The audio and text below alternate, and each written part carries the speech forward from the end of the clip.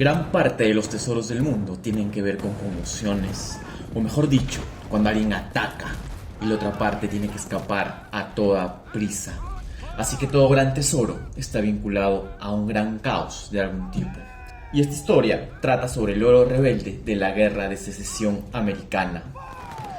El conflicto entre el norte y el sur de América fue un evento traumático para sus ciudadanos, compatriotas enfrentados por una diferente visión de sus ideales, hasta que por fin, en abril de 1865, la guerra estadounidense llega a su fin. El sur, por fin, había caído, y de su ejército ya no quedaban ni atisbo de lo que en algún momento fue. Cuando las tropas federales se acercaban a la capital confederada de Richmond, el gobierno abandonó la ciudad.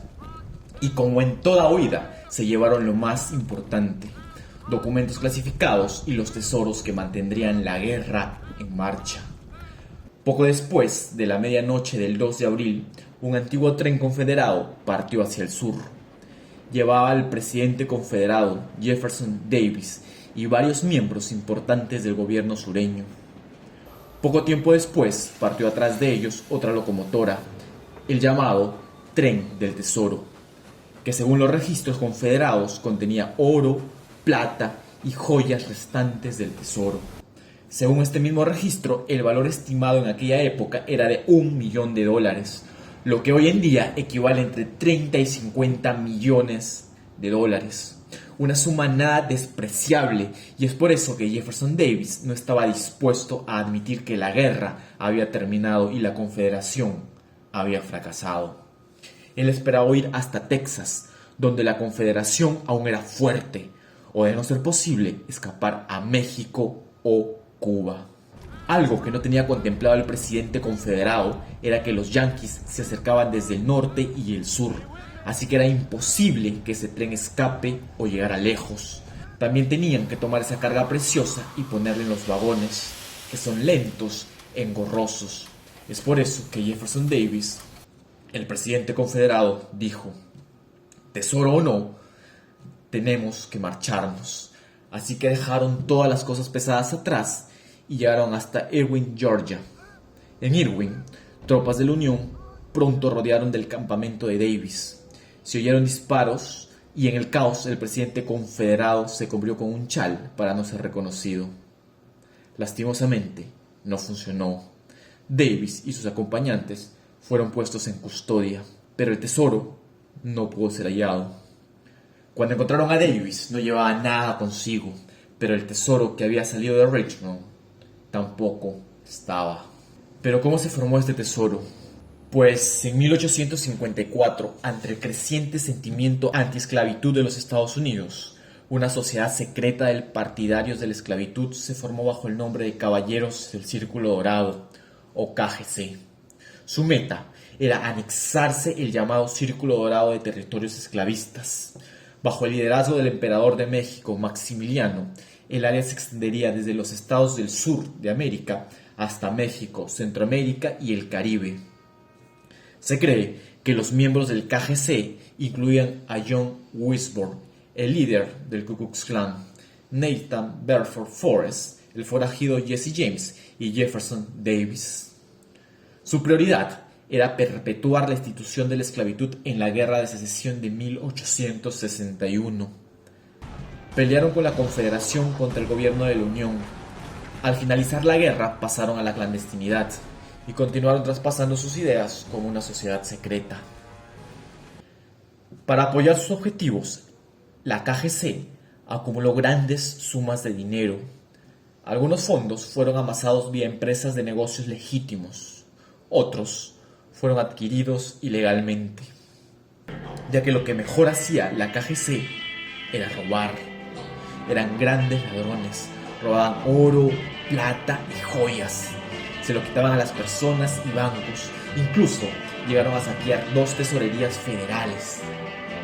Así que tomaron lo que tenían y comenzaron a ocultarlo, enterrándolo por todo Arkansas, Missouri, Tennessee y el Mississippi. La teoría dice que en algún punto del camino los caballeros regresaron después de la guerra entre los años 1865 y 1912. Regresaron, recogieron todo esto, lo pusieron en carretas y lo llevaron al oeste. ¿A dónde exactamente? Nadie lo sabe. Los Caballeros del Círculo Dorado, comunidad subversiva de la Confederación, eran dos cosas. Eran confederados y eran masones. La masonería formaba parte importante de los Caballeros del Círculo Dorado, así que recolectar tesoros era una misión como sociedad secreta, que tiene que ver con su tradición templaria. Es todo un misterio la historia que envuelve a los francmasones, pero lo que sí se sabe con certeza es que entre ellos se comunicaban a través de un lenguaje de símbolos. Algunos de los más conocidos son el triángulo, la letra G y el ojo que todo lo ve, que se encuentra en el billete de $1. Numerosos símbolos masones han sido hallados en conexión con el KGC y ha conducido a tesoros enterrados. Toda la idea de los Caballeros del Círculo Dorado y sus tesoros eran conducir a los iniciados de vuelta a estos tesoros después de décadas, y lo hicieron mediante símbolos clave de la masonería. Estas pistas codificadas te llevaban de vuelta a los tesoros ocultos hace tantos años atrás. Un caso muy conocido en América es el de un cazador de tesoros que encontró oro y plata gracias a esta simbología del KGC. Y estoy hablando de Bob Brew. Él narra que la primera vez que encontró un tesoro de la KGC fue lo más emocionante que hizo en su vida. Y es que luego de seguir varias pistas, con una pala en la mano, el piloto de helicópteros jubilado de la Marina estadounidense golpeó un objeto, enterrado en el suelo de una zona muy arbolada. Había dado con un frasco lleno de monedas de oro y plata acuñadas en el siglo XIX. Luego de eso, Bob siguió desenterrando tesoros durante los siguientes 3 años, que hoy en día se valoran entre $300,000 y $500,000. Uno de los integrantes más conocidos de la KGC fue Jesse James, quien operó en Utah, Nuevo México y Arizona. Nació el 5 de septiembre de 1847 en Missouri. Durante la Guerra de Secesión, se cree que fue parte de un grupo guerrillero pro-confederación que atacaba y masacraba soldados de la Unión. Durante la guerra, fue muy joven y exitoso luchador, pero después de la guerra se convirtió en un supuesto forajido.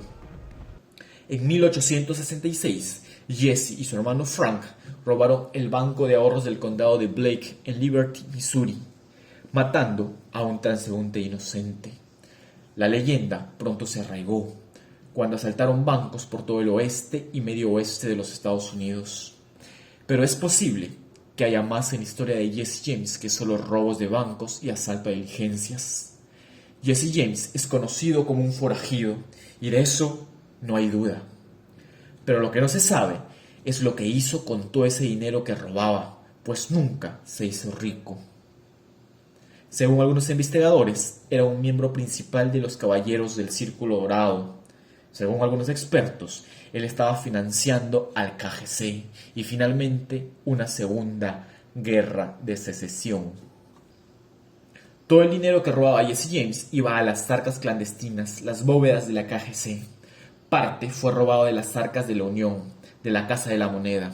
Otra parte fue el resultado de fundir su propio oro. Se decía que Jesse James estaba involucrado en robo a trenes que involucraban a la compañía de seguros que él controlaba. James organizó la acumulación de riqueza y la protección de esa riqueza. No solo hasta que fue asesinado en la década de 1880, sino que parecía que fingió su muerte para continuar ese rol luego de la guerra. A lo largo de los años, numerosos buscadores de tesoros trataron de encontrar el cargamento en el noreste de Pensilvania, incluido los Parada, que se pasaron 5 años excavando una cueva en tierras del estado y otros 2 haciendo perforaciones en la cueva, antes de acudir al FBI. Padre e hijo le dijeron al FBI que su detector de metales enloqueció en el sitio donde creen estaba el oro. El FBI contrató una firma para que explorasen la zona con un gravímetro. Se identificó una gran masa metálica con una densidad típica del oro. De acuerdo con los Parada y con Warren Gettler, escritor y periodista que ha estado trabajando con ellos. Por eso, Padre e hijo, acompañados por Gettler, llegaron rodeados de grandes expectativas a la excavación el 13 de marzo. Pero nada salió como habían planeado. Los Parada afirman que tenían un acuerdo con el FBI, por lo cual se les iba a permitir presenciar las excavaciones. Pero no se les permitió salir de su automóvil, desde donde no podían ver los trabajos. 6 horas pasaron en el auto el primer día, antes de que se les autorizara a subir por la colina. La excavación continuó otra hora más antes de que un agente la interrumpiese de manera abrupta a las 3 de la tarde, diciendo que hacía frío y el personal estaba cansado. Se encontraban a apenas 1 metro del objetivo. Les dije: tenemos otras 3 horas de luz y estamos a solo 3 pies, relató Dennis Parada, pero la excavación fue interrumpida. Nadie sabe si el FBI realmente se fue del lugar ese día. Sherry Elder, quien vive cerca, dijo a la prensa que escuchó ruidos como de retroexcavadoras y martillos neumáticos hasta al menos las 2 de la mañana. La ruidosa máquina no les permitía dormir y ella tenía que levantarse temprano para ir a trabajar. Señaló asimismo que la ladera de la colina estaba iluminada. Fue una noche con mucho alboroto. Me estaba volviendo loca, sostuvo la mujer. El segundo día fue una repetición del primero, de acuerdo con los Parada y con Gettler. Dicen que no se les permitió salir del auto por varias horas hasta que finalmente los dejaron acercarse a la excavación y lo único que vieron fue un gran agujero vacío. Indicaron que el FBI terminó la excavación sin que ellos estuviesen presentes. Se quejan de que los privaron de un momento especial por el que esperaron años. Puedes sacar oro una sola vez y ese es un momento histórico, expresó Dennis Parada. Nos privaron de esa satisfacción. No entiendo por qué nos engañaron. Después de que los Parada y Gettler se fueron, dice Elder, vio media docena de camionetas negras en el lugar. Una por una subieron en reversa por la ladera y se encontraron con uno de varios vehículos todoterreno. Elder observó la escena con binoculares, pero no pudo ver que transferían de un vehículo al otro. Sé que encontraron oro y que se hacen los distraídos. Gettler, quien vive en Whitby, no muy lejos, cuenta que en la mañana del segundo día de excavaciones vio pasar una caravana de vehículos del FBI que avanzaban muy rápido, incluido 2 camionetas blindadas. Había mucha gente, mucho revuelo, indicó otro residente del lugar, Garrett Orsh, cuyo garaje fue usado por los vehículos del FBI semanas antes de la excavación. ¿Por qué cierras el camino si no vas a cargar algo? Si no estás en algo turbio, ¿por qué lo haces?, preguntó. Si efectivamente se encontró oro de la Unión en tierras del Estado, el hallazgo daría lugar a una batalla legal acerca de a quién le pertenece, y no está claro si los Parada podrían quedarse con una parte. Pero su abogado, Bill Clark, dijo que sería un caso nuevo que los tribunales nunca han tenido que resolver. ¿Y tú qué crees? ¿Que el Estado por medio del FBI se llevó el tesoro confederado? ¿O que tal como ellos indican, no había nada? Déjame en los comentarios.